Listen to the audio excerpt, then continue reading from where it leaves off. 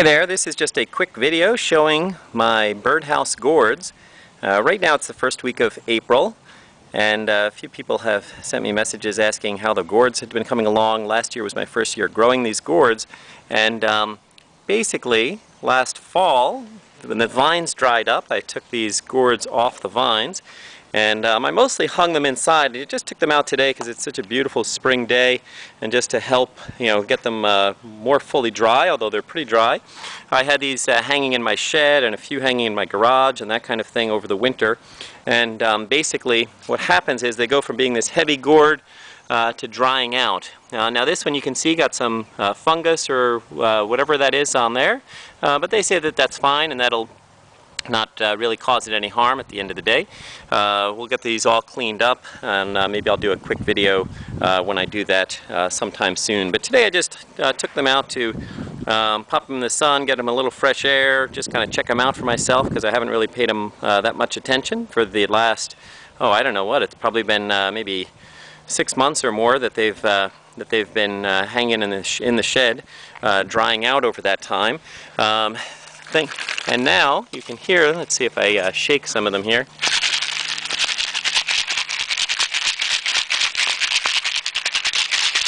They say that that's one way you know that they're done is when you shake them and you can hear all the seeds rattling around inside. So this one clearly is nice and dry. I don't have any holes in it or those kinds of things. This one just pretty much dried on its own. Interestingly, this one had cracked when it fell off the vine. You can see the crack, and actually this one, interestingly, was the very first one that was ready for, that was dried out. And some of them, others are not quite so dry. This one, shake it, I've got basically that means that inside things must still be damp enough that the seeds and pulpy stuff inside is all still stuck to the inside walls of the gourd. So this one perhaps is not quite as ready as the others for the next step, whatever that next step may be. Some people say the next step is to maybe clean them off either with a Brillo pad or spray them with a power washer type of thing to get all the kind of loose bits of friable skin stuff off of there. All of that stuff will peel off, and then basically clean them up, let them dry, and then you can paint them with like a leather paint or finish or those kinds of things just to extend the lifespan, how long they're going to last in the weather. This one you can hear that the seeds inside are still in one big old clump.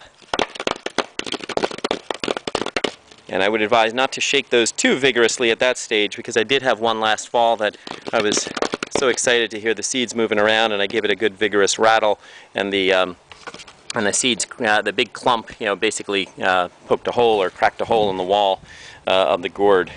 So not the most desirable, although you could say that that's a quality control and that was a gourd that had too thin of a wall, but maybe it just hadn't fully matured or cured, or whatever you want to say. So anyway, that's the scoop on these. I just wanted to give you a quick update.